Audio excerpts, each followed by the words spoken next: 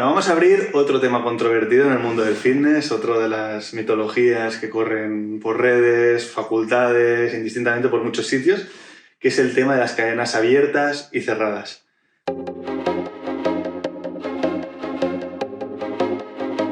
Creo que hay un follón bastante grande alrededor de esto. Se ha instaurado una corriente de pensamiento que ya creo que no hay ni discusión de lo que se entiende por cadena abierta y por cadena cerrada.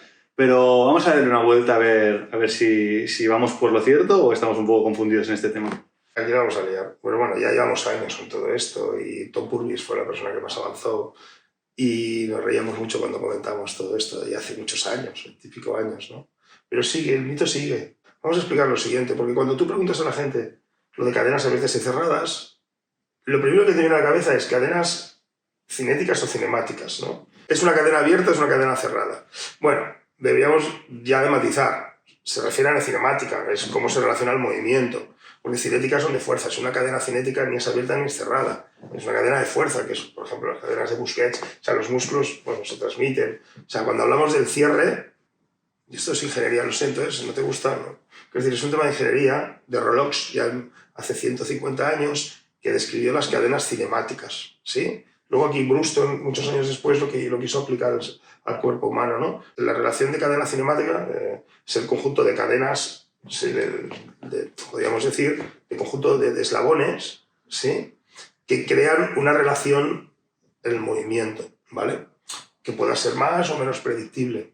Entonces, cuando nosotros lo queremos llevar al ejercicio, pues se complica, el asunto se compleja, porque es un término que se quiso llevar desde la ingeniería, pues sabes como el juego del teléfono, que luego pasa mal, se confundieron cosas, aunque menos, y luego se fue empeorando. Y luego ya, como era muy difícil de explicar, se llegó al ejemplo que habrás oído siempre, ¿no? Y es que me río mucho, porque es el típico ejemplo, o que se dice de memoria copa y pega, o para examen, lo de cadenas, como lo de las palancas del primero, segundo, tercero, ¿no? Tú preguntas, defínemela, ¿sí? Y te pasan dos cosas que vais a ver.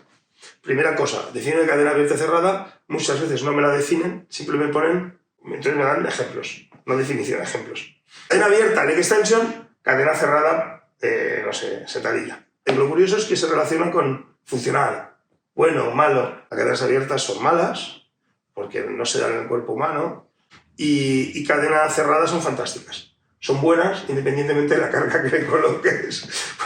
O sea, todo supeditado al control neuromotor de una carga determinada, sea abierto, cerrado o no. Es que además no es así. Bueno, luego viene la definición, que no, yo sí que sé la definición. Supongo que dirás por ahí, ¿no? Es cadena abierta, es cuando el segmento distal se mueve, ¿sí? Y cadena cerrada es la cual el segmento distal está fijo. Ahí viene el primer error, ¿no? Esto lo comentamos en un vídeo de kinesiología, de distal anatómico y mecánico, que es distinto, ¿vale? Entonces, la gente utiliza indistintamente distal y proximal, sin diferenciar anatómico o mecánico. Porque sí que hay una definición o una descripción anatómica. Proximal es más es cualquier attachment, ¿no? ¿Sí? Es que está más cerca del tronco y cuanto más se aleja del tronco, centro de gravedad relativo ahí, pues no sé, la rodilla es más distal a la cadera y el pie es más distal anatómicamente a la rodilla. Es una descripción anatómica, tanto que incluso yo en América en inglés son attachment. Proximal attachment, distal attachment.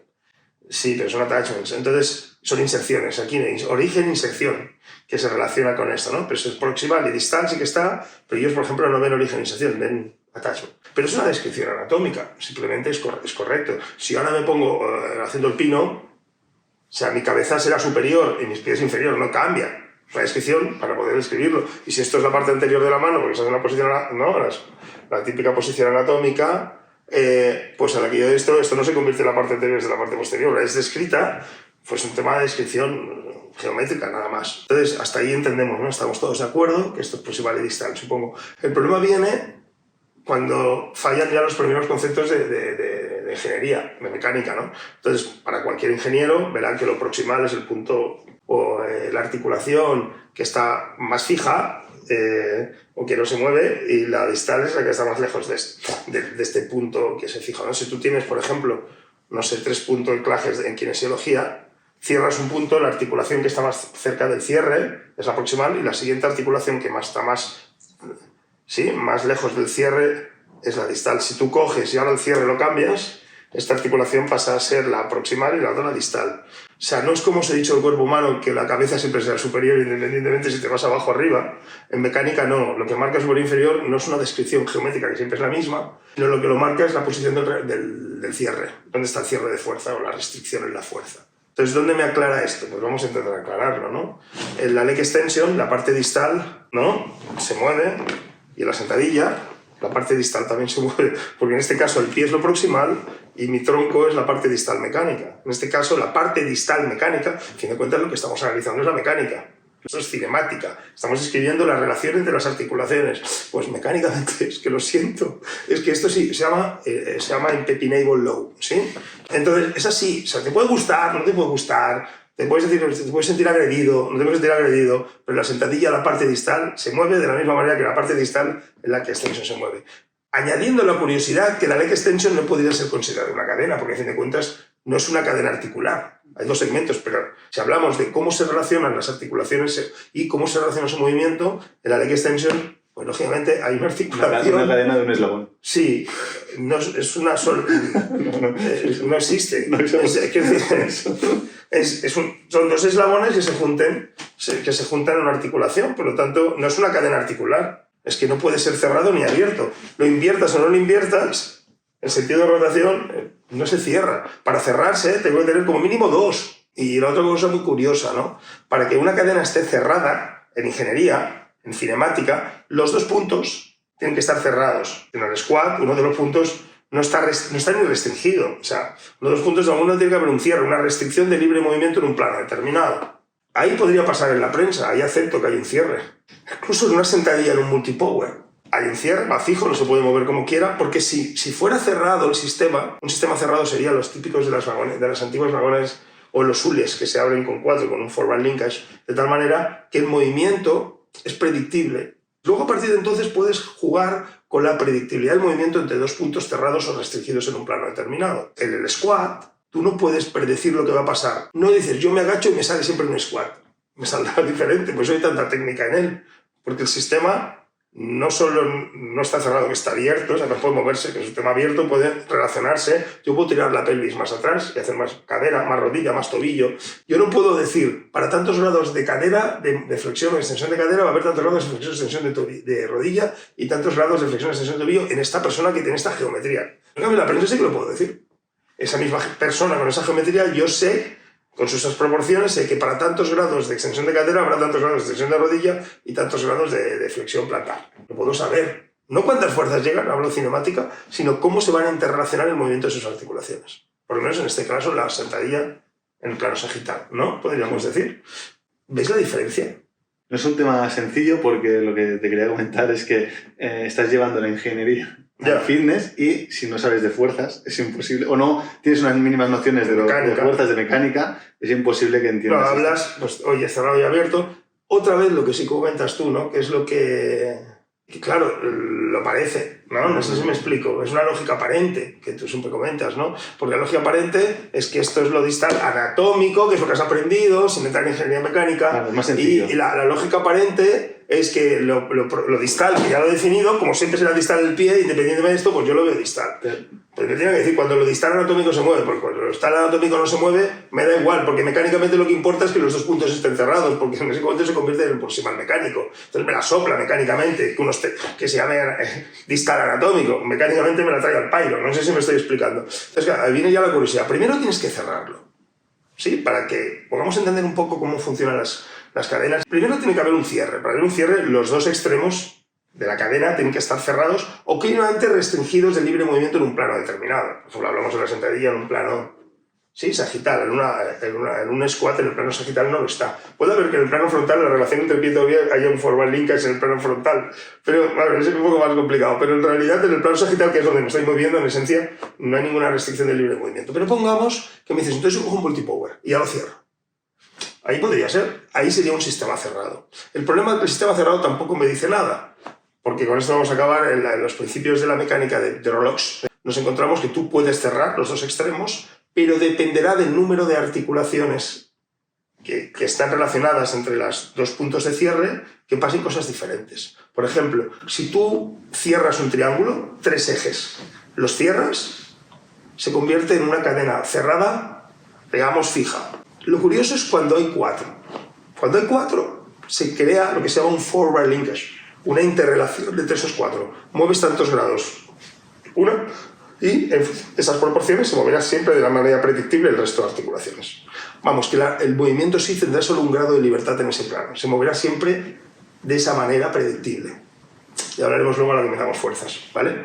Y luego a la que metieras una quinta, y a partir de ahí más, el sistema de 2 cierres con más de 4 articulaciones entre ellas se vuelve abierto. Bueno, abierto, se vuelve libre. Podríamos decir, está cerrado, no es abierto, pero podríamos decir que es completamente no restringido. No es abierto porque este es un punto, pero se comporta como un abierto. O sea, cada articulación se desmarana. Entonces, si tú quieres hacer un squat en un multipower, hay más de 4 articulaciones por el medio, de tal manera que 4 muy claras, más de 4 muy claras, con lo cual vuelve a haber no una interdependencia. Entonces la clave viene un poco con el tema este, que tiene que estar cerrado y tiene que tener 4 claras, aunque van a haber pequeñitas articulaciones que no interfieran. Que el cuerpo humano, un ingeniero dirá, es que esto no se cierra ni de broma, porque hay muchos porillos. Pero si lo intentamos llevar con cosas que podemos aplicar a la práctica, es que podemos generar una situación parecida a un sistema restringido, se llama cerrado restringido, en el cual puede haber una interrelación, ¿no?, cinemática y afectando a la cinética entre las diferentes articulaciones.